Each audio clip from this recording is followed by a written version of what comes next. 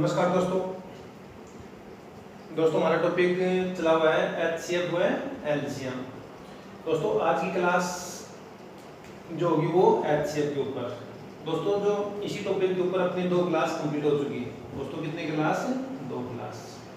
अब दोस्तों 2 क्लास में बेसिक इंफॉर्मेशन थी कि एलसीएम अपना क्या होगा। अब दोस्तों जो आज की क्लास होगी एचसीएफ के ऊपर। दोस्तों आज की क्लास अपनी एचसीएफ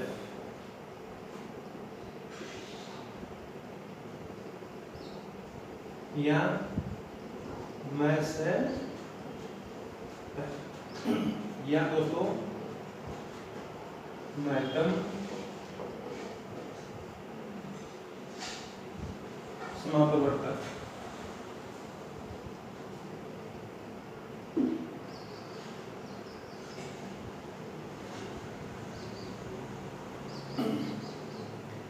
दोस्तों एचसीएफ मैथ्स है या फिर मैथम समापवर्तक।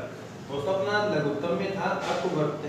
दोस्तों एक बार फिर बता रहा हूँ, पीछे की क्लास रिकॉल अपवर्त्य। लेकिन दोस्तों ये जो अपवर्त्य था ये लघुत्तम के साथ में, लेकिन दोस्तों यहाँ अपवर्तक होगा। यहाँ दोस्तों क्या है? अपवर्तक।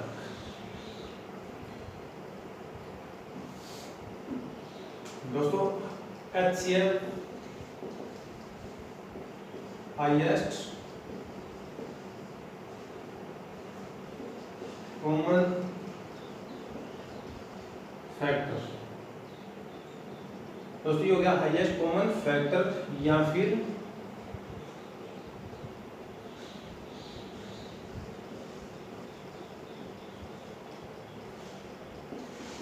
Greatest common divider. दोस्तों आज की क्लास इनके ऊपर होगी कि एचसीएफ क्या होता है या फिर मैथ्स है या फिर मैथम समापवर्तक है। दोस्तों ये अपवर्तक नहीं है, अपवर्तक। फिर दोस्तों एचसीएफ को हाईएस्ट कॉमन फैक्टर या फिर ग्रेटेस्ट कॉमन डिवाइडर भी बोल सकते हैं। अब दोस्तों सबसे पहले यहाँ जो एचसीएफ में जो ये एफ या फिर दोस्तों यहाँ जो ये दोस्तों अब इनके बाद में पढ़ते हैं कि ये एफ क्या होता है।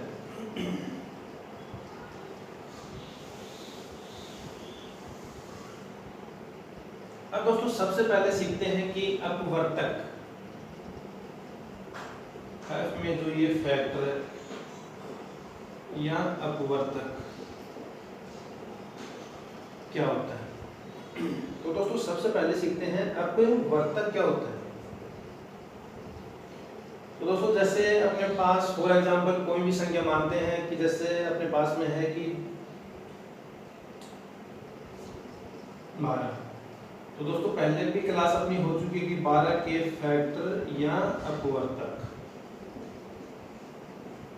तो दोस्तों यहाँ 12 के अगर मैं फैक्टर चेक करता हूँ तो 12 के फैक्टर का मतलब ये है कि 12 को कौन कौन सी संख्या विभाजित करती है। 12 कौन कौन सी संख्या से पूरा पूरा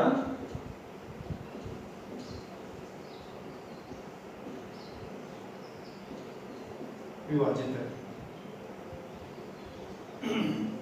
तो दोस्तों वही 12 के क्या होते हैं? फैक्टर पब्लिक अपवर्तक। तो दोस्तों मैं क्या सिखा रहा हूँ, बिल्कुल बेसिक क्लास है एचसीएफ के ऊपर कि फैक्टर या अपवर्तक क्या होता है। तो दोस्तों यहाँ सबसे पहले लिखा कि 12 के फैक्टर या अपवर्तक। तो दोस्तों 12 के फैक्टर या फिर अपवर्तक होता है कि 12 को कौन कौन सी संख्या पूरा पूरा विभाजित करती है, वही क्या होते हैं? 12 के फैक्टर होते हैं। तो दोस्तों यहाँ 12 के फैक्टर 12 को 1 से डिवाइड होता है। दोस्तों 12 कितने से? 2 से, 3 से, 4 से, 6 और 12। तो दोस्तों ये क्या हो गए? 12 के फैक्टर हो गए। दोस्तों क्या हो गए? 12 के फैक्टर। दोस्तों 12 को 1 से डिवाइड कर सकता हूँ, 12 को कितने से डिवाइड कर सकता हूँ? 2 से। दोस्तों डिवाइड करना है लेकिन पूरा पूरा विभाजित हो, दोस्तों पूरा पूरा विभाजित का मतलब जो रिमेन या फिर जो शेषफल है वो कितना होना चाहिए, 0। दोस्तों पूरा पूरा विभाजित का मतलब होता है कि शेषफल 0। दोस्तों 12 को अगर 1 से डिवाइड करता हूं तो शेषफल अपना कितना होगा, 0। दोस्तों 12 का एक फैक्टर है। दोस्तों अगर 12 को मैं 2 से डिवाइड करता हूं तो शेषफल कितना होगा अपना, 0। तो दोस्तों 2 क्या है, 12 का एक फैक्टर है। दोस्तों 12 को अगर मैं 3 से डिवाइड करूं तो दोस्तों ये जो 3 है ये 12 का फैक्टर है। दोस्तों 12 3 का नहीं है, 3 12 का एक फैक्टर है। दोस्तों 12 को अगर मैं 4 से डिवाइड करूं तो शेषफल अपना क्या होगा, 0 या फिर पूरा पूरा विभाजित होगा। तो दोस्तों क्या बोल सकते हैं अपना कि जो 4 है ये 12 का एक क्या है, फैक्टर है। दोस्तों 12 को अगर मैं 6 से डिवाइड करता हूं तो पूरा पूरा भाग जाएगा। तो दोस्तों 12 का एक फैक्टर 6 नहीं है, 6 12 का एक फैक्टर है। फिर दोस्तों अगर 12 को मैं अगर 12 से डिवाइड करता हूं तो शेषफल अपना वो ही 0 होगा। तो दोस्तों 12 का एक फैक्टर कितना है, 12 भी है। तो दोस्तों ये होता है कि किसी भी संख्या के फैक्टर। दोस्तों इन्हीं के ऊपर कुछ अभ्यास और करते हैं।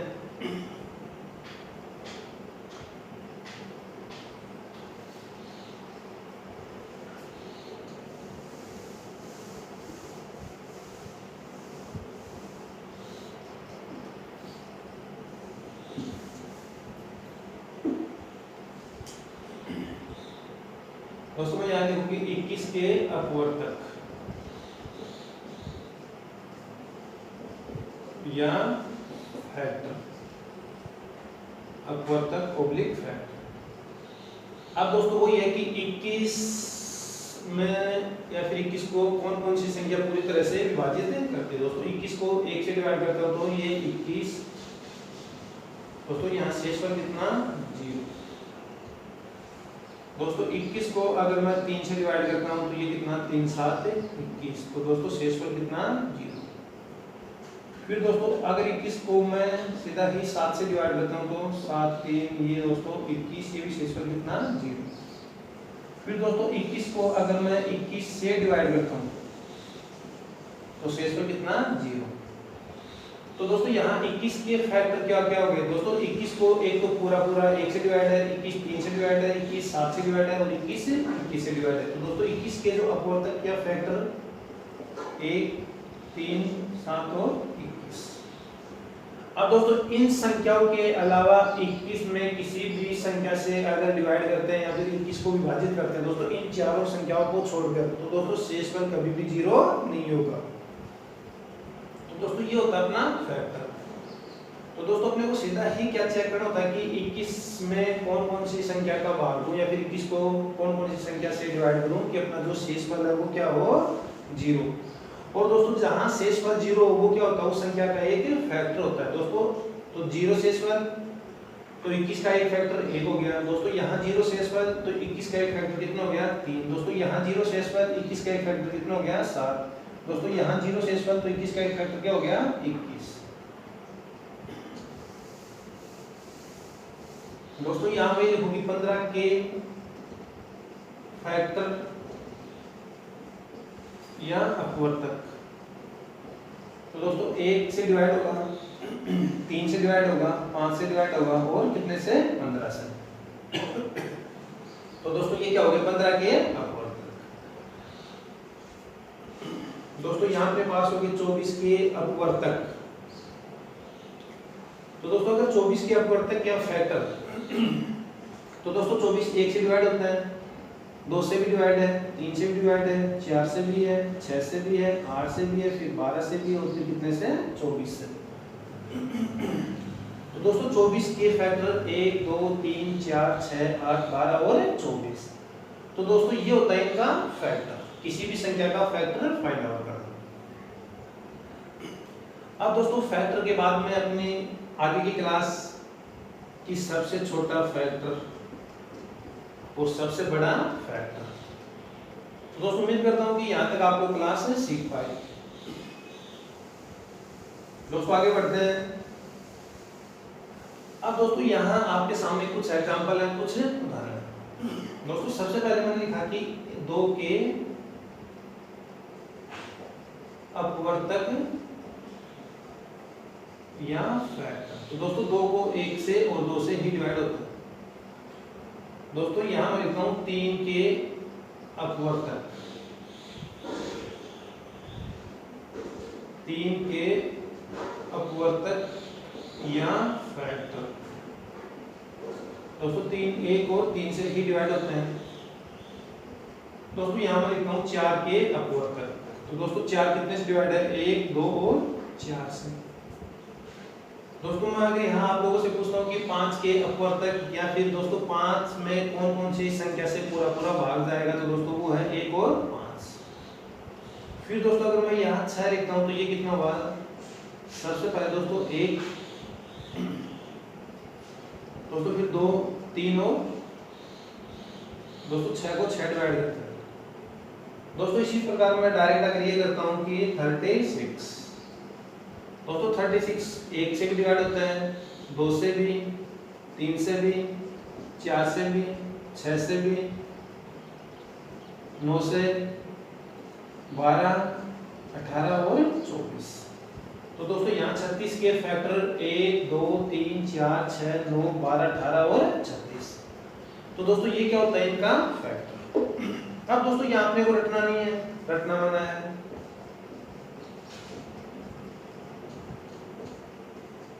अब दोस्तों यहाँ रटना मना है तो क्या करना? अपने को सीखना है। फिर अब दोस्तों सीखना क्या? अपने सामने अभ्यास है, प्रैक्टिस की फैक्टर क्या होते हैं। दोस्तों अगर रटना नहीं है तो अपने को सीखना है। अब दोस्तों जैसे ही अपने को सीखना है कि तो सीखने के लिए दोस्तों कुछ से एग्जांपल चाहिए, अपने को उदाहरण चाहिए। दोस्तों सामने आप लोगों के पास में सबसे पहले 2 का अपवर्तक या फैक्टर 1 2 है, 3 का अपवर्तक या फैक्टर कितना है? 1 3 है, 4 का 1 2 4 है, 5 का 1 5 है, 6 का ये। दोस्तों ETC आगे और भी कर सकते हैं। अब दोस्तों अपने को सीखना क्या है? तो दोस्तों अपने को यहाँ सीखना है कि सबसे छोटा फैक्टर, दोस्तों किसी भी संख्या का सबसे छोटा फैक्टर। तो दोस्तों ये ही सिखा रहा हूं। जैसे ही 2 है दोस्तों, यहाँ सबसे छोटा कितना है? 1। दोस्तों यहाँ 3 है, सबसे छोटा फैक्टर कितना है? 1। दोस्तों यहाँ 4 है, सबसे छोटा फैक्टर कितना है? 4। दोस्तों शायद आप सीख पाए आप लोग। 5 है दोस्तों सबसे छोटा, दोस्तों सबसे छोटा स्मॉल फैक्टर जो होगा वो कितना होगा? 1 होगा। दोस्तों यहाँ संख्या 6 है लेकिन वो ही फैक्टर कितना है? 1 है। दोस्तों यहाँ 36 है लेकिन दोस्तों वो फैक्टर कितना अपना? 1 है। तो दोस्तों किसी भी संख्या का सबसे छोटा फैक्टर कितना होता है? 1 होता है। तो दोस्तों उम्मीद करता हूँ कि ये बात आप लोग सीख पाए। किसी भी संख्या का सबसे छोटा फैक्टर या फिर दोस्तों अपवर्तक, दोस्तों फैक्टर या अपवर्तक, फैक्टर या अपवर्तक। तो दोस्तों वो कौन सा होता है? 1।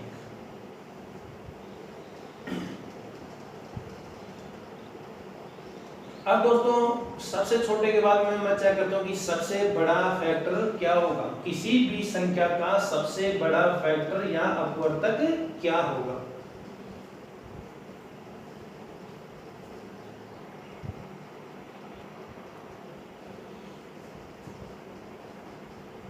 अब दोस्तों यहाँ तक अपनी क्लास है, आप लोग सीख पाए कि सबसे छोटा अपना जो फैक्टर है वो क्या होगा। दोस्तों यहाँ मैं इरेज करता हूँ कि सबसे छोटा, यहाँ चेंज करता हूँ सबसे बड़ा फैक्टर क्या होगा। तो दोस्तों सबसे बड़ा है तो यहाँ भी अपना आंसर क्या होगा? चेंज होगा। दोस्तों एक बार फिर चलते हैं कुछ एग्जांपल लेके। दोस्तों 2 का अपवर्तक है, यहाँ देखो दोस्तों सबसे बड़ा कितना है? 2।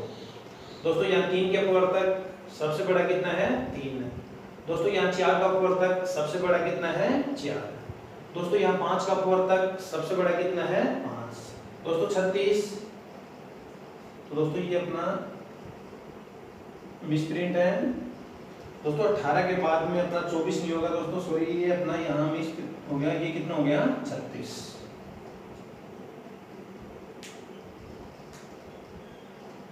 तो दोस्तों यहाँ अपना 36 है, यहाँ अपना 6 है, तो सबसे बड़ा कितना हो गया? 6 है। दोस्तों 36 है, सबसे बड़ा कितना हो गया? 36। तो दोस्तों अब अपने को ये कि किसी भी संख्या का सबसे बड़ा फैक्टर दोस्तों स्वयं वही संख्या होती है। दोस्तों क्या होता है, स्वयं संख्या होती है। तो दोस्तों उम्मीद करता हूं कि आप लोग ये सीख पाए।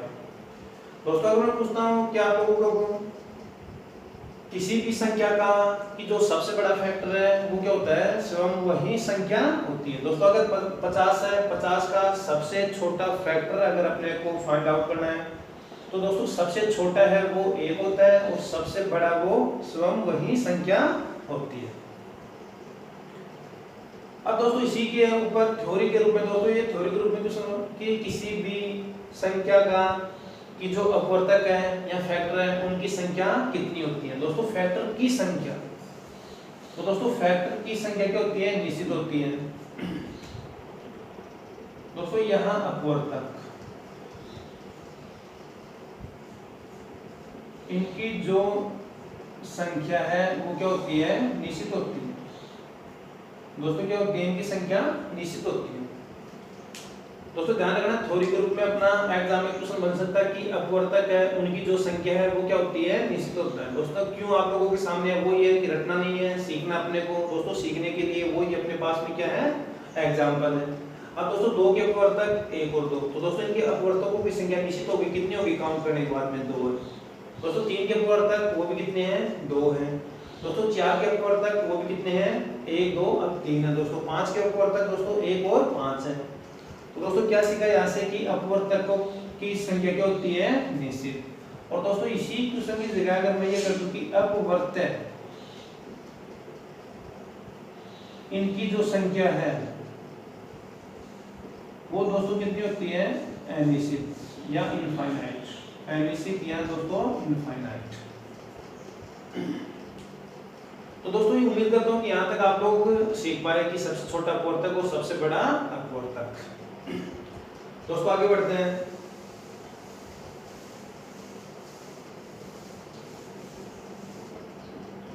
तो दोस्तों यहां मैं ये लिखता हूं कि अपवर्तक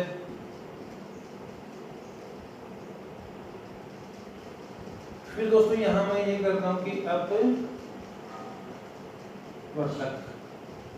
दोस्तों इनकी जो संख्या है अनिश्चित होती है। दोस्तों क्या होती है, अनिश्चित या इनफाइनाइट। दोस्तों अपवर्तकों की संख्या क्या होती है, निश्चित। दोस्तों क्यों होता है, कारण क्या है। दोस्तों कारण ये है कि जो ये अपवर्तक है और जो अपवर्त्य है, अपवर्त्य में सबसे बड़ा दोस्तों ये अपवर्त्य होता है गुणज। दोस्तों अपवर्त्य में सबसे बड़ा गुणज अज्ञात है।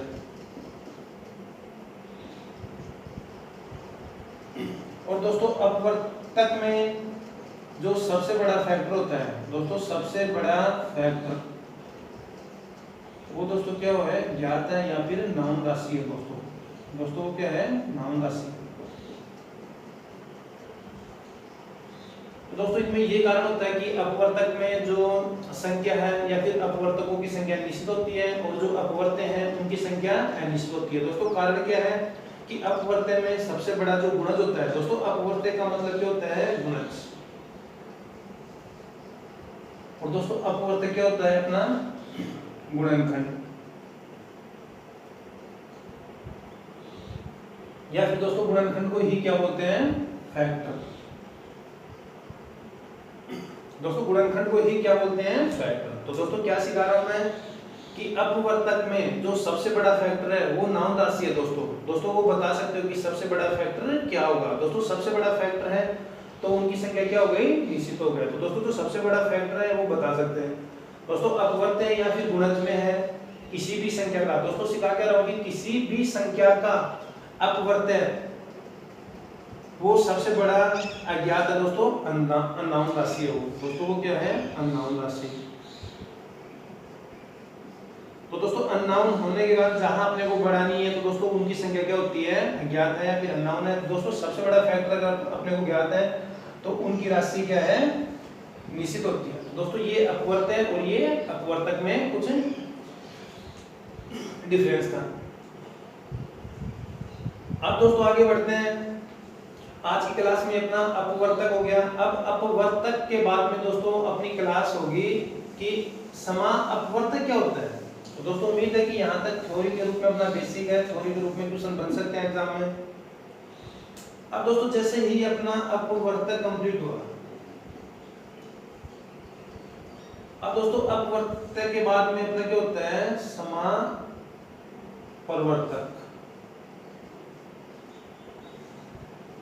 दोस्तों अपवर्तक ये अपना कंप्लीट है। अपवर्तक के बाद में पढ़ेंगे समापवर्तक।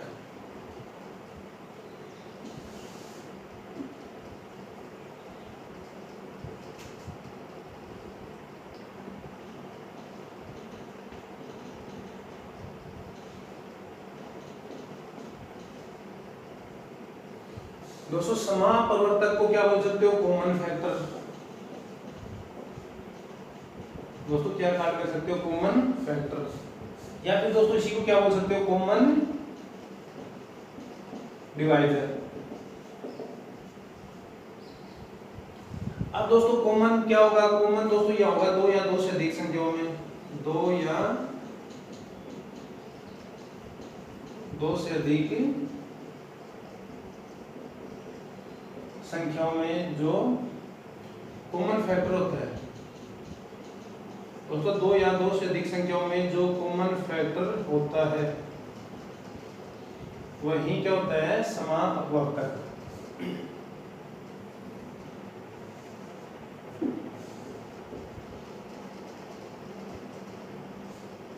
वही समापवर्तक होता है। तो दोस्तों कॉमन फैक्टर, कॉमन डिवाइजर या समापवर्तक, तो दो या दो से अधिक संख्याओं में जो कॉमन होगा दोस्तों वही क्या होगा, समापवर्तक होगा। तो दोस्तों वही है कि लैंग्वेज को डेफिनेशन के आधार पर नहीं सीख के एग्जांपल के आधार पे सीखते हैं। तो दोस्तों ये तो थी इनकी डेफिनेशन। अब दोस्तों इसी डेफिनेशन को एग्जांपल के साथ में लेके चलते हैं कि दो संख्या, यहाँ दो संख्याओं का क्या मीनिंग है, अधिक का क्या मीनिंग है, फिर दोस्तों ये कॉमन है, कॉमन या दोस्तों कॉमन को क्या बोल सकते हो, उभयनिष्ठ। दोस्तों कॉमन को क्या बोल सकते हो, उभयनिष्ठ। दोस्तों यहाँ जो उभयनिष्ठ होगा, कॉमन होगा, समान होगा, वही क्या होता है, समापवर्तक। तो दोस्तों समापवर्तक का मतलब क्या होता है, समान अपवर्तक। और दोस्तों समान का कंपेयर किन में करना होगा, दो या दो से अधिक में। दोस्तों समान का अगर अपने को कंपेयर करना हो तो दो या दो से अधिक में करना होगा। तो दोस्तों यहाँ सीधा ही क्या करते हैं, कुछ एग्जांपल लेकर। दोस्तों सबसे पहले लिखता हूँ कि दो, क्वेश्चन नंबर जैसे फर्स्ट है, बिल्कुल बेसिक है, दो व तीन का अपवर्तक नहीं होगा दोस्तों, यहाँ होगा समापवर्तक। क्या होगा, या कॉमन फैक्टर है।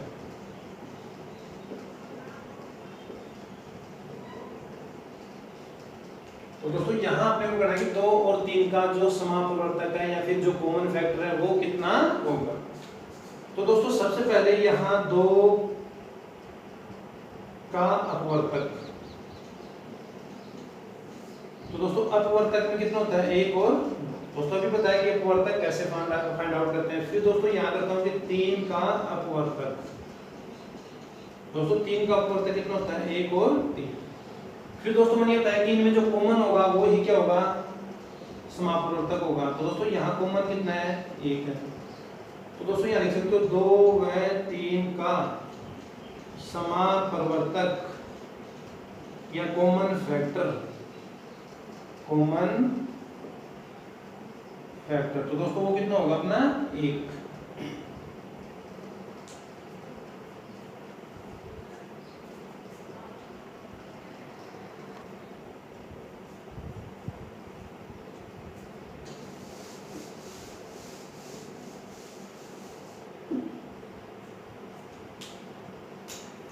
दोस्तों यहाँ अगर ये लिखता हूँ कि 8 व 36 का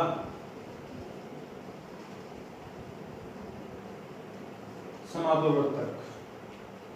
तो दोस्तों समापवर्तक के लिए सबसे पहले इनके क्या याद होनी चाहिए, अपवर्तक। तो दोस्तों 8 के अपवर्तक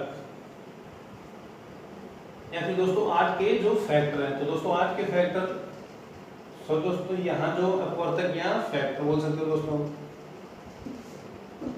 अपवर्तक फैक्टर या गुणनखंड। दोस्तों तीनों अपवर्तक फैक्टर या गुणनखंड। तो दोस्तों 8 के जो अपवर्तक फैक्टर या फिर जो गुणनखंड है 1 2 4 और 8। दोस्तों 8 को 1 डिवाइड करेगा, 8 को 2 भी डिवाइड करता है, 8 को 4 भी डिवाइड करता है और 8 को 8। तो दोस्तों सबसे छोटा 1 हो गया, सबसे बड़ा खुद वही संख्या। फिर दोस्तों यहाँ 36 के अपवर्तक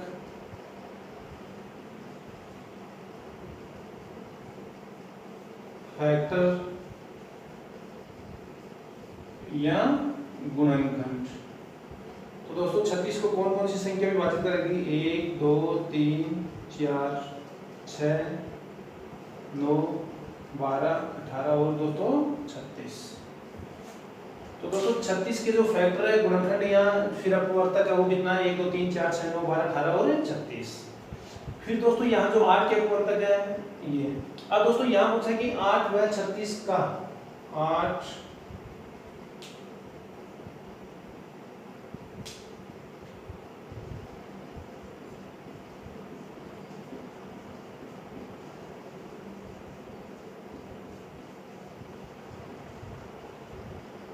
या फिर दोस्तों कॉमन फैक्टर। तो दोस्तों यहाँ अपने को चेक करना है कि कॉमन क्या है इनमें। तो दोस्तों कॉमन के लिए यहाँ 1 कॉमन है, फिर दोस्तों दोनों में 2 कॉमन है, फिर दोस्तों कितना है यहाँ 4। तो दोस्तों 8 और 36 का समावर्तक कॉमन फैक्टर कितना हो गया? 1 2 व 4, 1 2 और 4। दोस्तों उम्मीद करता हूँ कि आप लोग सीख पाए कि अपना कॉमन फैक्टर क्या होता है, फैक्टर क्या होता है।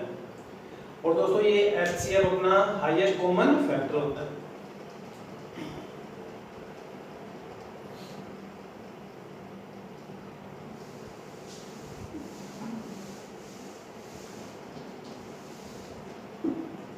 तो दोस्तों अब थोड़ा सा ब्रेक लेते हैं कि क्या पढ़ चुके हैं अभी।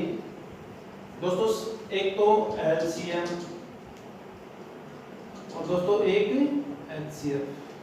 दोस्तों एलसीएम में क्या होता है? अपवर्तक या फिर दोस्तों क्या होता है? गुणज या फिर दोस्तों क्या होता है? मल्टीपल।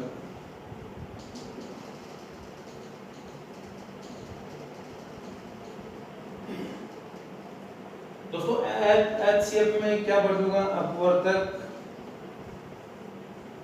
फैक्टर या गुणनखंड। दोस्तों ये अपनी क्लास यहाँ तक ही कंप्लीट है, ये भी कंप्लीट है। फिर दोस्तों एलसीएम में क्या पढ़ना है? समान अपवर्तक। और दोस्तों यहाँ क्या पढ़ना है? समान अपवर्तक।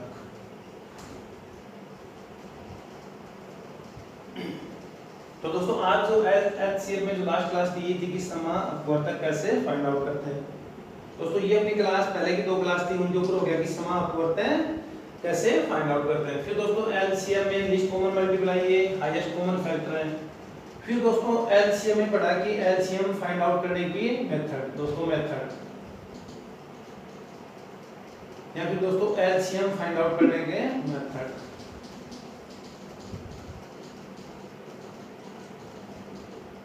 एलसीएम फाइंड आउट कैसे किया जाता है या फिर एलसीएम को कैसे ज्ञात करना है या फिर एलसीएम ज्ञात करने की दोस्तों जो मेथड था, विधि थी। अब दोस्तों एचसीएफ के ऊपर अपनी जो लास्ट क्लास होगी दोस्तों, इनके ऊपर बेसिक क्लास और भी है, इनके क्वेश्चन है, एग्जाम में जो क्वेश्चन है वो सब करते हैं। लेकिन दोस्तों अब एचसीएफ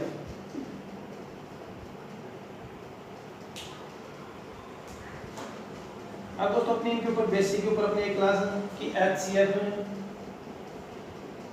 ज्ञात कैसे करते हैं या इनका जो मेथड है एचसीएफ फाइंड आउट करने का दोस्तों वो मेथड है वो क्या होता है, इनको कैसे एग्जाम में सीधे ही डायरेक्ट कर सकते हैं कि एचसीएफ कैसे फाइंड आउट किया जाता है। तो दोस्तों ये अपनी क्लास पूरी कंप्लीट है। अब दोस्तों एचसीएफ में आज की जो फर्स्ट क्लास थी, फर्स्ट क्लास में अपना अपवर्तक और समापवर्तक कंप्लीट हो गया। अब दोस्तों जो लास्ट इसी के ऊपर क्लास होगी कि एचसीएफ में फाइंड आउट करने के जो मेथड हैं उनको सीखते हैं।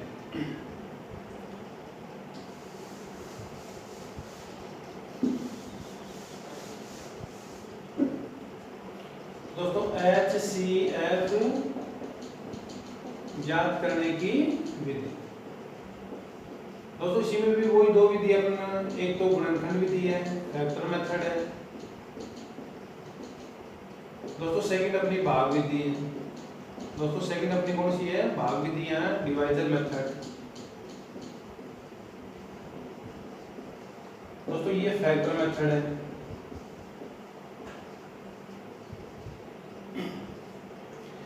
तो दोस्तों जो मेथड है ये कल की क्लास में करते हैं। दोस्तों आज की क्लास में इतना ही। तो दोस्तों उम्मीद करता हूँ कि आज की क्लास में जो लास्ट अपना अपवर्तक या फिर अपवर्तक था वो आप लोग सीख पाए। जो डाउट था दोस्तों इन्हीं के ऊपर क्या होता है, छोटा छोटा डाउट होता है, वो दोस्तों अपना क्लियर हुआ। सबसे छोटा है, सबसे बड़ा है, फिर दोस्तों इनकी संख्या है, ज्ञात कर सकते हैं नहीं कर सकते हैं। तो दोस्तों वो आज अपनी 3 क्लास हो गई एचसीएफ और एलसीएम के ऊपर।